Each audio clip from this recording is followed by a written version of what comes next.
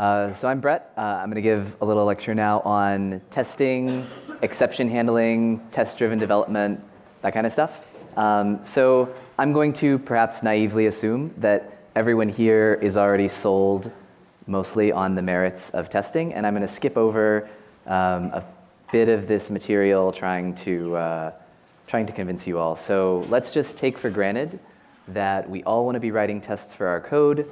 And I think generally a good rule of thumb is that if you have code and it isn't tested, it's probably broken, and you should just operate under that assumption at all times. So that's kind of the approach that we're going to be taking. And I'm just going to tell you in Python what are the best practices for writing tests, for automating your tests, things like that. So we're not going to go too much into the philosophy of testing. This notebook is online if you want to take a look at the material that my colleague Jared prepared. A lot of good philosophizing in here, but I'm going to skip over that for now. So just a couple of examples of some kinds of things that we might want to test. We might have some conditions that we want to, let me take a step back. There's going to be two different contexts here. There's going to be within actual code that is running, assertions and verifications that we might want to make about the inputs, about the outputs, things like that. And then separate from the code that we would be running, we want test code that runs the code we actually care about with some sort of predetermined inputs and verifies that the outputs of that code make sense. So the structure of both of those is going to be pretty similar, but it could come about in both of those different contexts. So within some code, we might want to say, assert that some condition is true of the input of some intermediate value. There's a lot of different ways in which we would want to do this. I'm going to go over the assert syntax in just a minute. You've already seen it in one of Josh's earlier lectures. But what we have here is just a bunch of different examples of kinds of things that we might want to verify during the process of running our code. And basically, we're just going to, I'll just go ahead and skip forward here. We're going to talk about the different ways that we want to do this in Python. So first, I'm going to just show you a few of the exception types. Again, you've already seen some of this with Josh, but it's, I think, helpful to see a couple of times the sort of errors that we might run into. So first, we might have syntax errors. These are things that are actually caught by the Python interpreter before the code is executed. So if you have a syntax error in your code, it's not even going to try to run the things that precede that. It's just going to error out immediately and say, hey, this isn't valid code. So this is, we're just missing the colon here. Not a big deal. It should be fine if we replace that. Probably don't want to actually run that. You've probably seen this a number of times if you've tried to run Python 2 legacy code under Python 3. This is also a syntax error if we don't have parentheses around the print statement. So this is definitely going to be familiar to people. Josh already showed off this zero division error, I know, name error. These are all Python exceptions, which are just a certain type of Python object. So Josh was just going over object-oriented programming. An exception is just a certain kind of object, and it has methods, it has instances. All of the same things that applied to objects we were talking about before are true of exceptions. They just have this special function, this special role in Python of whenever we come across an exception, it's going to bubble up, the user is going to see this error, and hopefully it's going to convey something helpful about something that went wrong during the execution of the code. So just again, these are a few more different types of errors we might come across. You've seen this value error before when we try to cast something inappropriately. Josh mentioned this yesterday, and I actually didn't know that this was how iterators worked internally. I thought it was kind of cool. So I just wanted to highlight this stop iteration exception to say that most of the kinds of exceptions you'll see in general mean something bad happened. You expected something, and you got something else, and all that the interpreter can do, all that Python can do is say, I don't know where to go from here, like deal with this exception. But also there are going to be some exceptions like this stop iteration exception, which are meant to convey information to another part of the program. So in this case, calling the next function when we're out of values isn't really an inherently bad thing. This is just going to be the signal to the function maintaining this iterator that we're out of values. If that didn't make sense, all I'm trying to say is this isn't an error per se.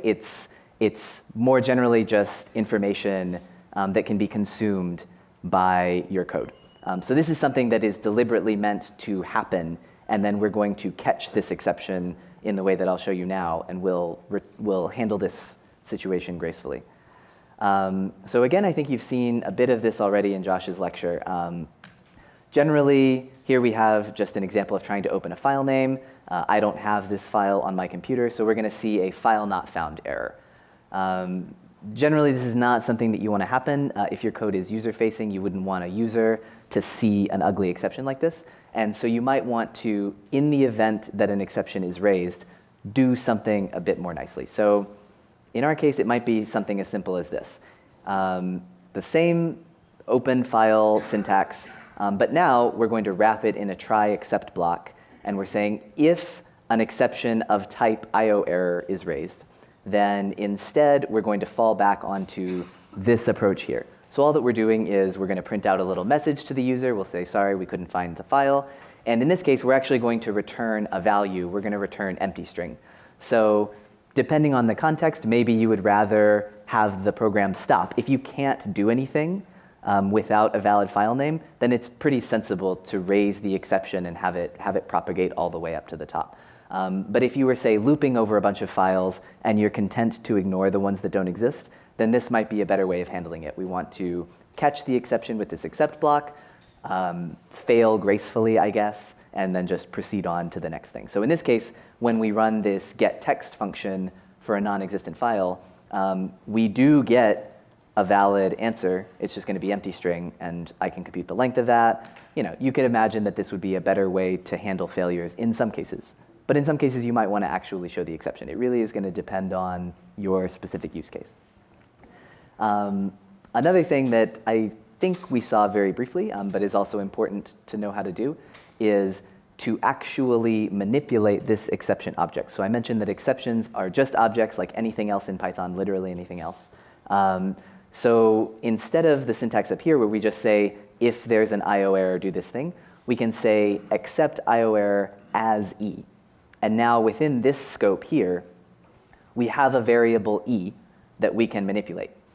So all I've done here is instead of just printing out a generic file not found error, I'm going to actually use the text of the exception and show that to the user. So hopefully the distinction here is clear. Now whenever I see a non-existent file, I'm going to see this text that I wrote, ignored exception in getText. But then I'm also going to see the text that the user would have seen had the exception gotten raised. So this is kind of a nice, I don't know if half measure is the term, but if we don't want to just ignore the exception altogether, we want to maybe write the exception to a log. That would be a very common use case. Or we want to print out some debugging information, but we still want to proceed. Then this is the kind of structure we would use. We would say try, accept as E, do some stuff with that exception object E. And then return or continue our computation, whatever. So what would the best way? I kind of want to show you. So like I said, exceptions are just objects. So if I do this, all I'm doing is I'm calling the constructor of the exception class. This could also be the value error class, anything like that. And now, if I print out this exception E, I just see the object. And I can do, using nice IPython stuff, I can see E dot with traceback, which is a function. Different kinds of exceptions, depending on the context, might have different instance methods, stuff like that. But basically, the important thing to take away here is the exception is an object. You can get the text of the exception. You can do other stuff with it. And it's just a bit more powerful than saying, well, I know an error happened, so I'm going to proceed differently. You can sort of change what behavior you want based on the actual specific exception that you saw. So here's an example of some code where we might want to, this is just a square root function that I hard-coded in here. that only accepts positive values. So in this case, if the user inputs a negative value, we're going to raise this exception and say, sorry, our function is only defined for positive values, for non-negative values. So in this case, if you try to call square root of 2, it's going to be happy. But if you try to call square root of negative 2, you're going to see this error in the interpreter. So this is an example of raising an exception where Python didn't, we didn't call code that caused an exception to be raised. We specifically said, I don't like what's going on here, so I'm going to raise an exception of a certain type. So there are all of these different types of exceptions built into Python. You can also, since exceptions are just objects, you could create your own class of exception. I could call this a positivity error. And I could make that, we didn't talk about subclasses. So just pretend I didn't say anything there. You can write your own kinds of exceptions, and you can raise those as well. We don't have to go into the syntax of that. But basically, exceptions are very, very flexible in Python. And it's nice to know that you can do all of these kinds of manipulations, and there's no special syntax really needed. You need to know try and except. Other than that, it's just regular object-oriented Python goodness. Oh yeah, another kind of exception you might want to raise is if you reach a point in your code where you haven't implemented something where it's not supported, you could raise something like a not implemented error. So this isn't a very good function because it's literally always going to raise this error. But in other cases, it might be that you just haven't implemented this one part of your function and you want to convey to the user, sorry, I haven't gotten here yet. Yeah? Does the specific error code get returned to the operating system when you do a raise? That is a good question. So the question was, what's the error code that gets propagated back to the operating system when you do a raise? I'm not 100% sure what the different situations are. If you want to return a specific error code to the operating system, you can do that. And I think it's, maybe someone can confirm, is it sys.exit, and then you would give it the error code? I'm looking at you, Stefan. Yeah, so there's a way to say exit Python and give a certain error code to the operating system. But I think that would be done at a different or lower level than exception handling. The exception would be what sort of information do we want to display and how do we want the control flow to go. And then if you want to exit and give a certain error code, that's just a certain sys.exit call.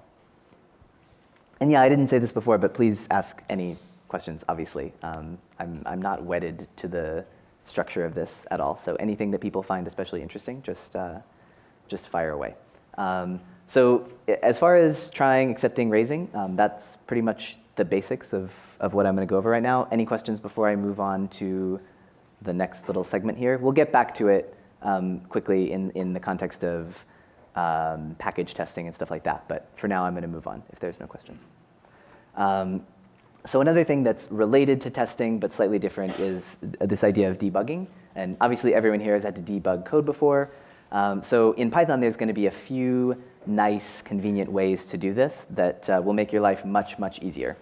So here, I wrote this code, or Jared wrote this code, that tries to take the reciprocal of some number. In this case, it's going to be a couple of functions deep in this stack trace. So I have this bar function, and it calls a foo function, and that errors out. So it might not be totally obvious from looking at this stack trace what's going on. This isn't so bad, but a lot of the times in Python, I guess in any programming language, you might have a stack trace that's 50 calls deep, and trying to actually read the exception text and the whole traceback will make your head explode. So I would say literally my favorite feature of IPython is this debug magic, %debug. So I just ran some code that failed to execute. In most contexts in programming, I think what you would do is you would find the line where this failed, you would go in and you would put some sort of stack trace, debugger into the actual source code, and then you would rerun it. And that's a perfectly fine way to do it. I'll show you how to do that in just a second. But with IPython, we have a much easier way to do it. It's just to run this %debug. And that jumps back to the exact line that errored out. And we have the full scope of that function. So all I have to do here is say, okay, well, I'm in some function foo, and I'm not going to go too much into the syntax of the Python debugger. This is called PDB, or the version that runs in the notebook is called IPDB, but they're more or less the same. It'll be pretty familiar, I think, to people who have used GDB or other debuggers. GDB is the only one I really know. But basically, we have this sort of mini Python interpreter here. We can inspect the values of things. I can say print out the value x, and it'll say it's 0. And I see from the information here that it's trying to compute 1 over 0. And so I can sort of say, oh, like that's not allowed. Maybe if it were 1 over 0.001, that would work. OK, so like now I sort of understand what went wrong with my code. I guess the other common ways to do this are put a million print statements in your code. So you see the status of every variable at every step through your code. I think this is just a much better way to do it. And the fact that in IPython it's so simple, I think is really, really nice and useful. Sorry, was there a question? So it's the same syntax as GDB, I think. We would say, you can type in commands, and then when you're done, you would say C for continue. I think you could also do Q, yeah, Q to quit, C, continue. There's a bunch of these little, I guess if you wanted to, I can't really do any stepping in this function because it's too short. It only has one line. But there's N to go to the next command, S to step into the current line, stuff like that. If you're curious about specifics of this, just look up the PDB usage guide, and there's way more stuff than I could possibly tell you. But yeah, it's a really, really useful tool. So if I wanted to deliberately invoke a debugger in some code that, say, isn't going to error, like this code, this debug magic only works if an exception is raised and propagated to the interpreter. So say something happened, and I just know that something's fishy, but it didn't actually raise an exception, then what I would do is I would import this IPDB module, or if you're just in regular Python, you could use PDB, but IPDB is basically a superset of PDB as far as I understand. So just use IPDB. Import IPDB, and then here we're going to say IPDB.setTrace. So this is setTrace is a function of the IPDB module. And now I'll just declare these OK. If you don't have the IPDB module installed, which some of us might have forgotten to do, then I think you've probably seen this before when you were getting your environment set up. There's this pip install command. It goes and grabs a package from the package index for Python. I'm sure you all know this. So I forgot to install IPDB. It's not a built-in. PDB is a built-in. Oh, Lord. I have no idea what that is. So that's not great. But this fixes all problems. So we're going to restart my kernel, and now it's going to work. OK, it's not going to work.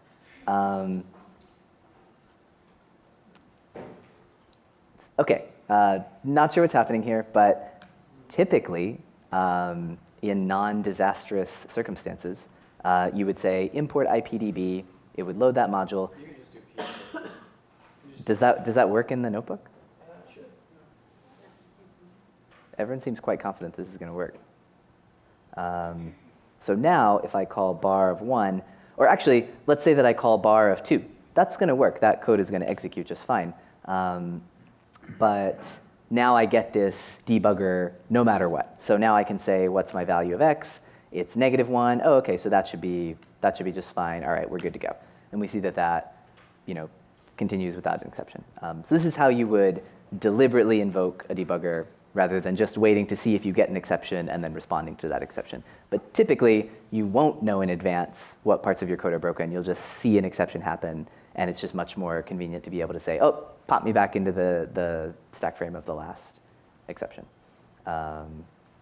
Just put this back the way it was. OK.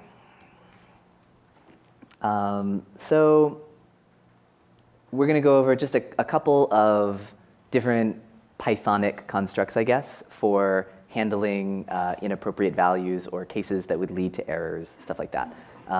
So I have this function reciprocal, which is basically the same as this function foo up here.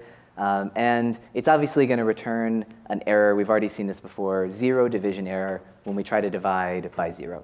And that's reasonable, but say I want to be able to divide by 0 and I just want it to give some other value. Maybe I want it to give infinity, because we know that that's a value in Python. So that seems like a reasonable approach. So we could instead use an if statement and say, if I got a value 0, which I happen to know is going to lead to a divide by 0 error, then ignore the normal execution flow of the program and return this special value of infinity. And then otherwise, continue along. Actually, you don't technically need the else here. These would be equivalent. So this is one way of handling sort of a bad value, a bad case that you would find yourself in, is using an if statement like this. But an equivalent way that I guess we've seen sort of in a previous lecture is to wrap this whole thing in a try except block. So this is going to do the exact same thing. It's just going to sort of behave in a different order. And I would say it maybe conveys something different to someone who's reading your code. So although these are going to give the same result, these two blocks, although these are going to give the same result, maybe someone reading it will interpret them differently. Maybe you're trying to convey something to someone who's seeing it. I don't know. It's just, I guess, important to know that you could do either of these things. They're both valid. And so you can just decide based on what you prefer and what you think looks nicer. The reason we, just a quick digression, the reason that we say except 0 division error instead of just except, or you could say except exception. Exception is like the broadest class of exception. Everything is going to technically be an exception. The reason we do that is we don't want to catch every single exception. We want to catch the most specific kind of exception that we know about. So in this case, a 0 division error is the only reason that we would want to not return 1 over x and instead return infinity. So that's why we put this 0 division error in there, just to be extra clear that we're only going to fall back onto this in a very specific case. The code would still work if I did this, but now it's not clear to someone, like, well, why did this line break? Like, there just is a lot more thought, a lot more ambiguity, I guess, to someone reading the code. Okay, does this make sense to everyone so far? Any questions? Yeah. Sorry, I missed that. Is there a catalog of all the names of the errors that are available? Yes, there is. It is here. So it's just in the Python documentation. It's quite, maybe this doesn't have the list. There is a big list somewhere. Oh, here we go, built-in exceptions. So base exception, there's a bazillion different kinds of exceptions. I would say that a large majority of these you would never come across. And you'll probably sort of just become familiar with the most important kinds. But yeah, there's a lot, and this is a helpful reference for that kind of thing. So if you, yeah, as with anything, if you want to know more about this kind of functionality, just go look at the official Python documentation. It's good.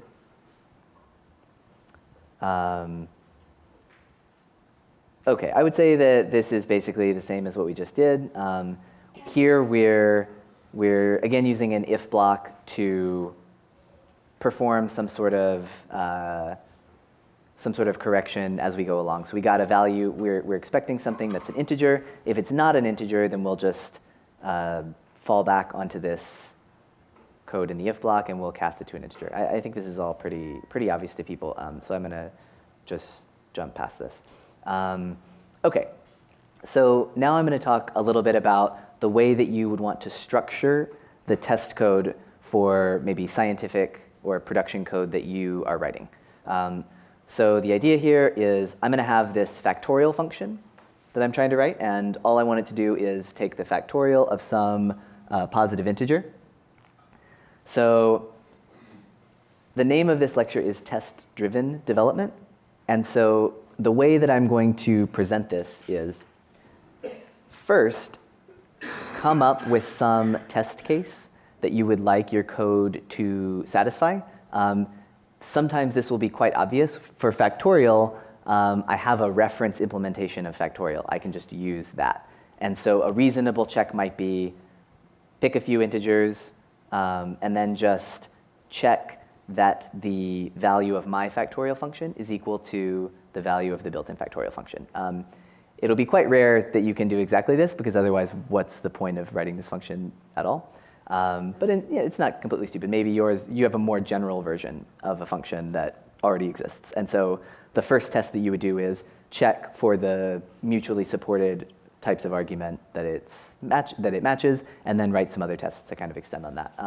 I forget if we saw this specific assert syntax. So I know that we've seen something like, assert true, assert 1 equals 1.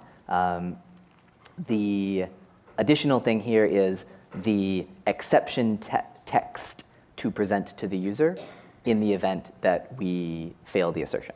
So that's all that this is. But basically, all we're doing here is we're asserting that this statement is true.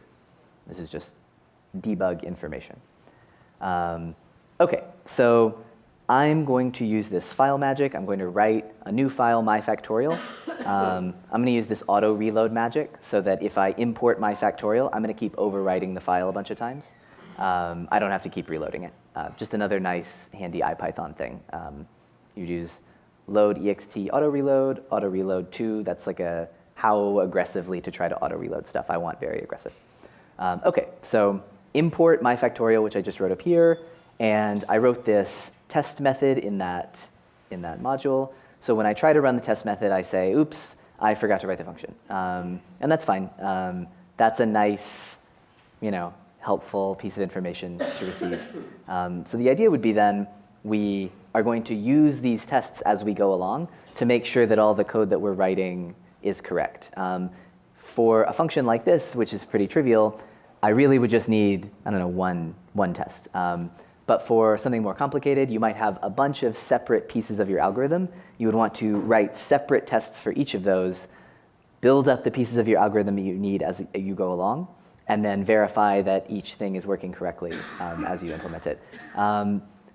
This is, I guess, a bit optimistic. I think that most people in the entire world don't always do this, but it's just generally a good practice to follow.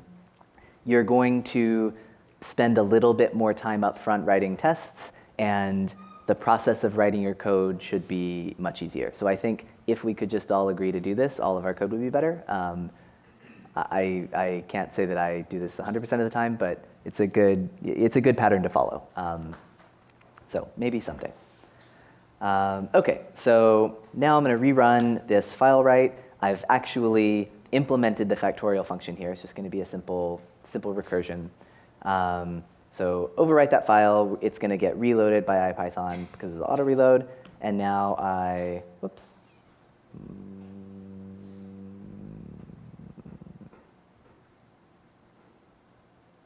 I think I just changed this at the last second.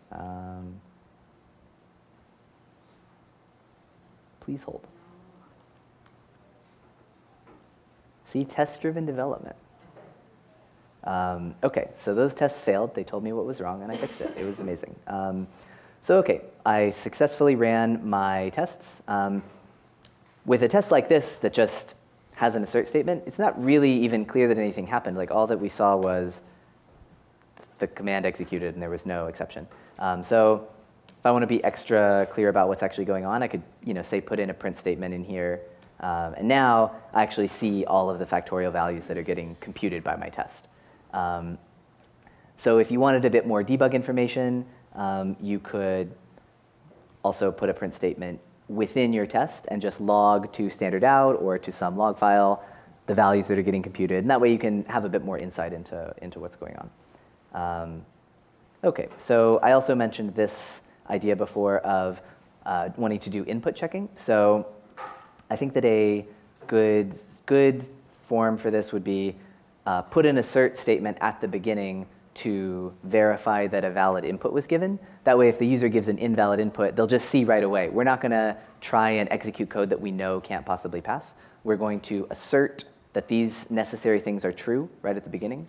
And if they're not, this is not a very helpful error message, but you could say very specifically, like, you needed to give this kind of input and you gave something else. Rather than, in the worst case, your code fails and some sort of very esoteric low-level system exception gets bubbled up to the user. So it's just better to catch these things early on and report a nice, comprehensible user-facing error. OK, so hopefully this function still works. Yeah. Another, yeah, sorry. Oh, yeah, that's a great thing to check. So if sorry, the question was, what happens if an assertion fails? So in this case, if I try to give an invalid input, oh, OK. These should probably be, this is an example of a bad error message. Unorderable types string greater than equal to float. It's not really totally clear what that means. I know what that means because I've written a fair bit of Python, but maybe some other user wouldn't be as familiar with that. So maybe a better way to organize this would be something like assert that it's an int, and then assert, once we know that it's an int, we could say assert that n is greater than or equal to 0. And if it's not, we say this. So I think that should probably be a better set of error messages. Not an integer, and then if we try to give something that is an integer, we'll see this. So does that make sense to everyone? Pretty straightforward, I think. But again, this is just good practice to get into. It's much easier to do this kind of stuff up front than try and figure out after you've written 5,000 lines of code what the different failures are. Yeah? It would potentially use a try except with the assertion managed. Yeah, exactly. You definitely could do that. Just my own personal preference is, I think, to use if statements where possible. But it's both ways, I think, are Pythonic. You see both of those approaches used by very good Python programmers. In some cases, like the instance that Josh was looking at before of trying to check if a string is able to be converted to a float, I was doing some Googling while he was talking. It's actually quite complicated. The regex that you would use to verify that something is floatable is like pretty bananas. So by far the easiest way to do that is just say try float of x, except x could not be converted to a float. In other cases like this, it's just very clear is instance and event. Whereas the thing that I got before, if my code said try except type error, I don't know, it's just a bit more ambiguous to me. This reads a bit more clearly. But yeah, definitely you could handle that in either way. So just a little bit more with this factorial function. Another way that we could have written this test code is as a DocTest. So I don't know if people are familiar with this. I wasn't familiar with this before I started programming in Python, so I don't know how widespread this idea of doc testing is. But probably you have seen something like what we have here. Within the doc string of a function, you have a piece of example code, and then you have the output for that example code. So it turns out it's quite embarrassing when the code that you have written gives results that do not match the values in the doc string.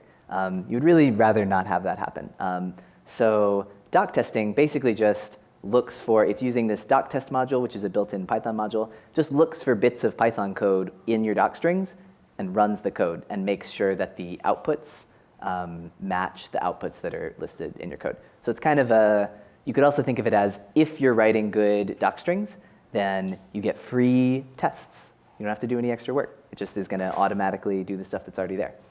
Just kind of a neat little thing to know about. But I think that ideally we would have much more comprehensive tests than would fit in the doc string. So this is sort of an extra layer of testing of sanity checking, I would say.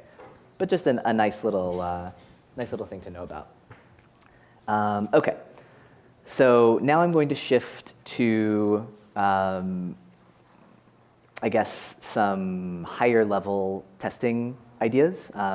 So we're going to talk a bit about these testing frameworks that help you to organize your test code. I think that's probably the best way of thinking of it. So they handle things. Unit test is a built-in Python library. I actually very rarely see it used. I think what most people do is they use one of these third-party packages, Nose or PyTest. And basically what these handle is one sort of bookkeeping and test data generation. You would use these to do some stuff before each of your tests execute and then do some cleanup after each of them finishes.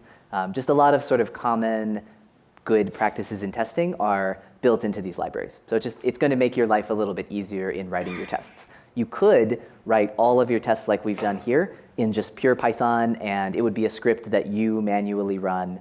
But you're just going to find that a lot of extra little utilities in here come in handy. The other really important thing that these test libraries do is test running and test discovery. So again, here I have one function, I have one test. It's quite easy to just call the test function. But in general, if you're writing a package or a large collection of functions, you're going to want to have a bunch of different tests. They're going to be located in a bunch of different test functions. So what these libraries do is they allow you to run a whole collection of tests sort of automatically with one command. So you would just say, nose, basically, I'll show you in just a second, but nose test, and you would give it the name of a package. You would give it the directory where your code lives. And it's going to, based on some clever rules, it's going to find all of the test code. It's going to automatically run it, tell you how many tests passed, how many failed. I'll show you these built-in tests from the SciPy package. So this is basically within this scipy.integrate.test. It's importing nose. It has a fixed set of tests that it's going to run. Runs all these tests. It's doing a bunch of numerical integrations, checking the values. And then we see, OK, yeah, everything's good. Another kind of thing that a testing framework like this can do for you is we see this here, this known fail. So that's kind of a nice thing to be able to keep track of. If you have a bug that, like, say a bug that isn't your fault. So this is probably a bug in BLAS or something like that the SciPy people can't fix yet. But they don't want to just comment out that tests. That's very unsatisfying. You could replace that with a, this is failing, but don't make the whole suite of tests fail just because of this one thing. So it's, again, just sort of a convenience for you. And then at the end, we see this sort of debug information, how many tests it ran. OK, if one of those tests failed, then the sort of whole test suite is considered to have failed. So you need all your tests to pass to get like a good fuzzy feeling inside of you. OK, so just a few more little assertion kind of things. I think we've already gone over this. NumPy has its own set of testing functions, which can come in quite handy. Say you're trying to compare that two arrays are close to one another. Doing that with a for loop is sort of a pain in the ass and sort of un-NumPythonic. So NumPy has these built-in NumPy.testing routines with things like assert, all close. I think that's what people are supposed to use now. It changes all the time. But I think that's the best. Stefan's nodding, so we'll go with that. So this will handle, we mentioned this before, that floating points are very rarely actually equal. What you want to assert is that the floating points are basically equal. So close, in this sense, just means to within some sort of numerical tolerance. The all, whoops.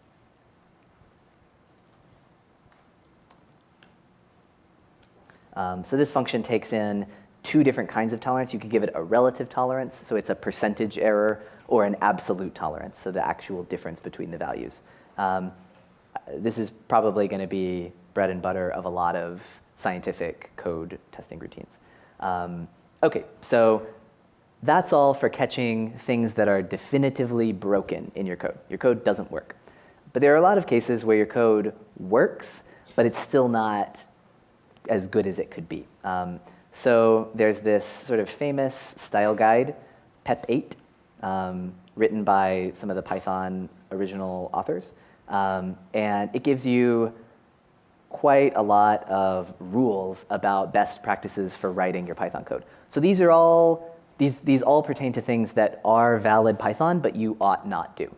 So it's things as simple as having terrible variable names, that's included in there. But also things that are sort of subjective and just a consistent pattern that the community has agreed upon. So indenting with 4 spaces is the suggested way. If you use tabs, it'll still work. If you use 3 spaces, it'll still work. But it's just it's considered best practice to use 4. There's a limit on the line length that you ought to use. All of these sort of things. So there's this quote that they also include in the PEPE guidelines. Foolish consistency is the hobgoblin of little minds. I think that it's tempting to be a little bit too strict with these guidelines. So it also mentions in there, if you have a good reason for deviating from one of them, you should feel free to do that. But it's just sort of all things considered like the best baseline framework to follow. There's also this, if you download the notebook, there's an interesting video about sort of traps you can fall into where if all you are looking for is PEPE 8 compliance in code, then you miss all the actual bugs. So that's something to sort of try to be aware of. So I think we just, sorry, wrong link. I think we have seen that there's a lot of these guidelines. And I obviously have memorized this entire thing. But if you don't feel like that, oh no, my fun GIF. Please hold. Please hold. It's going to be worth it. You're going to love it. OK. So if you didn't feel like reading all of PEPE 8, then luckily for you, there are these automated checkers. Just leave George up there for a moment.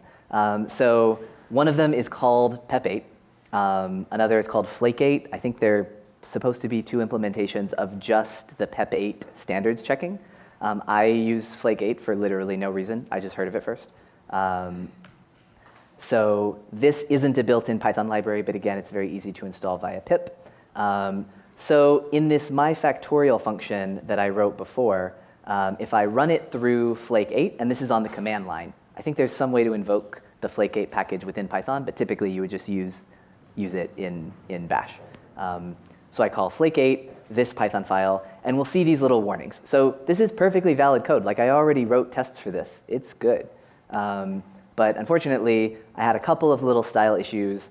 2 blank lines instead of 1. I believe that was between these 2 functions. It used to look like that. Blank lines that contain white space. PEPE 8 hates that. So just these little things that are either very difficult to remember, or oftentimes, like with white space, you literally can't see the difference unless you happen to highlight that line. So it's nice to run these things periodically on code you write, just to sort of feel that you've like adhered to the standards. And if you send it to someone else, it'll like look nice on their machine, stuff like that. So now if I rewrite this, taking into account all of those, I believe, fingers crossed, that we will see no errors. So there's also this idea of linters. PEPE 8 is sort of the most limited set of rules that we would want to follow. PyLint implements a lot more very picky little things. So this has a whole bunch of sort of statistics about the code. Again, for a simple function like this, it's kind of overkill. But if you have a big package, you might want to know, just in general, how well do you adhere to these sort of best style practices. So the specific errors from the code that I wrote before are here: missing docstring, invalid name. I think that's a bit harsh. Really what it meant was the variable name n is too short to be a good variable name in its opinion. So I replace my variable names, I write a docstring. Now my code's a bit more legit looking, and if I run this pylinter, it should tell me that I'm amazing. Yeah. So I already knew that, but good to hear external confirmation. OK, so that's true. That's true. Apparently it doesn't care about that, so I snuck by. But yeah, it generally tries to just like enforce these sort of best practices that people have decided upon. But again, it's a subjective thing. The most important thing is that you think your code is good and readable to other people. So the last thing that I'm going to go over very quickly is this idea of continuous integration. So I told you about how nose or PyTests will run all of the tests in your package. And if you're not using a package, you could just have a directory with a bunch of Python files. It'll figure out where the tests are and it'll run them. And that's great. But it's pretty hard to remember, I know from experience, to always type in nose or make test or whatever your testing command is before you say push to a repository. We haven't talked about version control, but the idea here is if you use some sort of version control, let's say GitHub, all of your code is hosted on GitHub, then a very, very nice feature is each time you make a commit to your repository, all of your tests run automatically. It just makes your life really easy. You don't even have to worry about running the tests. They'll just happen, and a little friendly robot will tell you if you screw something up. So the most common one used in the Python community is called Travis. So this is actually my Travis login. Cesium is a project that Josh and Stefan and I work on involving time series inference. If you have time series questions, come talk to me. But basically, each time I make a commit here, we can look at the build history. All of these commits trigger a build of our repository. So we have, I can show you very quickly in my terminal. Can people see this at all? OK, so these are some test files in this Cesium repository. And if I go in here and I say nose tests, -v just means be verbose, be more explicit with the output. So this is the manual version. I am typing in the command nose tests. And it's good to be able to just check that all of your stuff is good. So we see all of the names of the tests that are running. We see how many ran. We see that everything's great.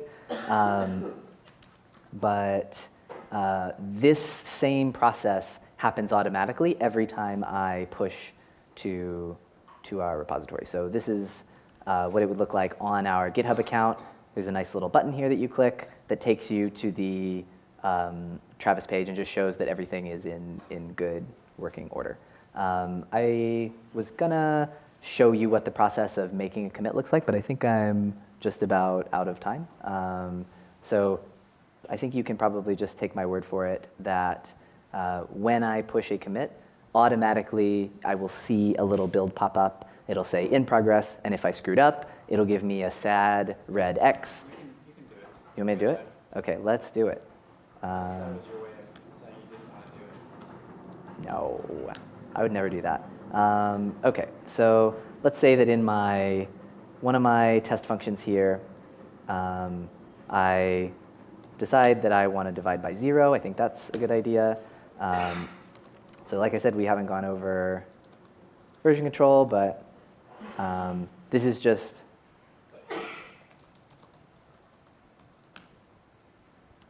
me adding a new change to my repository. So if I go in here into my Travis build, I will hopefully, fingers crossed,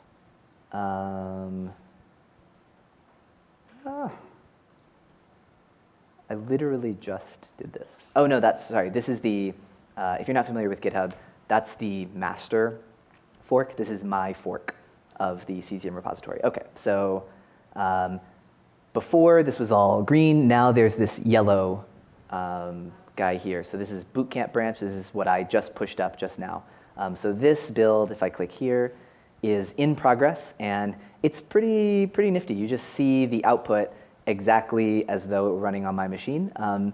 The reason, actually, that this is even better than running the tests on my machine is it's very, very common to have some sort of weird, quirky situation on your local machine that makes the code work. Like, say you have some operating system environment variable. Say you have some package installed that other people wouldn't be expected to have. There's any number of things that could make your local machine behave differently.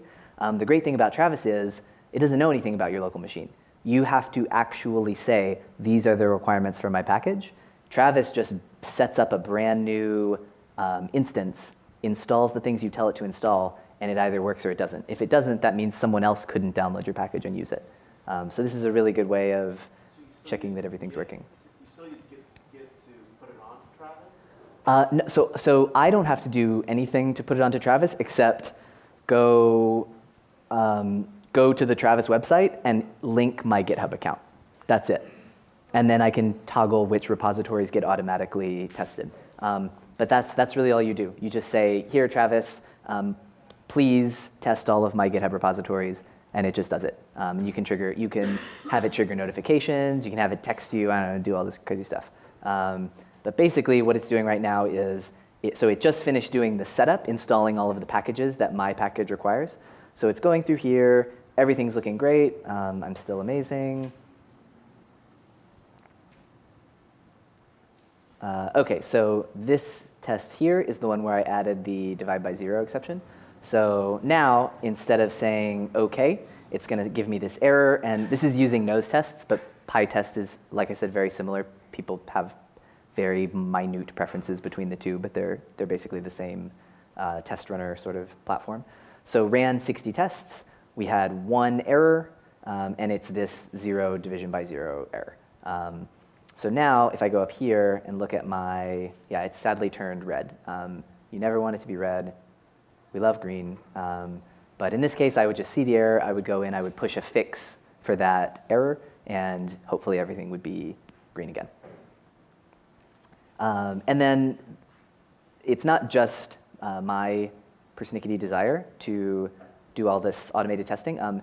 Every package that you've ever used with almost 100% certainty has some sort of automated testing framework. So this is just a couple that we've used in class. NumPy, SciPy, Pandas, scikit-learn, scikit-image, matplotlib, all of these things happen to use Travis. There are other services that they could use, but like I said, the Python community has just kind of centered around Travis, I think. It's very easy to get set up. So if you wanted to fix a bug, add a feature to one of these packages, you have to write tests for it.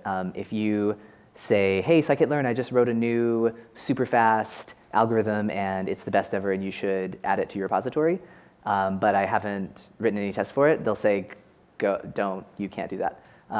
So you have to write tests, and you have to add them to your pull request. It's just, if you want to actually be part of the open source community, this is something that is mandatory. In your own scientific code, it's optional but encouraged, but here it's not. They'll laugh at you if you try to submit a feature that doesn't have tests. So yeah, it's just a good thing to get in the habit of. I can't think of anything else. Hopefully that was somewhat convincing on the wonderful merits of testing. Any questions? Yeah.